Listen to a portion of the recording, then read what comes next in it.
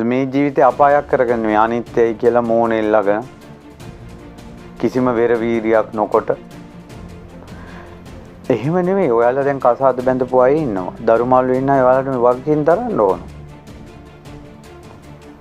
මේ දරු පැටියන්ගේ යුතුයකම් ඉෂ්ට කරන්න ඕන. කසාද බැඳලා පස්සේ නෝනාගේ වගකීම්, මහත්තයාගේ වගකීම් ඉෂ්ට කරන්න ඕන. මරණාධාර සමිති වලට යන්න ඕන. සමාජ සේවා කටයුතු කරන්න ඕන. කඨින පින්කම් කරන්න ඕන. පන්සලේ වැඩ බලන්න ඕන.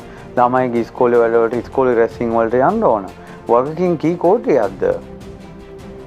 ඔය අස්සෙත් ඔයාලට දෙව්ලෝ යන්න. අනේ මේ හතර අපායකට නම් අපි මැරුණාට පස්සේ යන්න එපා කියන හැඟීම තියෙන්න ඕන. අන්න ඒ වාගේ කෙනෙකුට මේ ජීවිතේ සැනසෙල්ලේ ජීවත් වෙන්නත් මරණින් මත්තේ නරක ලෝකයකට නොයන්නත් බුදුරජාණන් වහන්සේ වදාළ දහම් පරයයක් තමයි. මොකක්ද මේ දහම් පරයය නම? අතූපනායක දහම් පරයය.